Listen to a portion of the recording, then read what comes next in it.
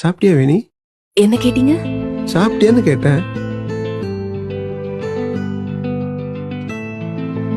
இல்லங்க, நீங்க சாப்பிடுங்க. நீ வா சாப்பிடலாம். சரிங்க, நான் போய் பிளேட் எடுத்துட்டு வரேன். பிளேட்ல வேணாம், நானே ஊட்டி விடுறேன். உட்கார். ஐயோ இல்லங்க, நீங்க சாப்பிடுங்க. உட்காரு வேணி.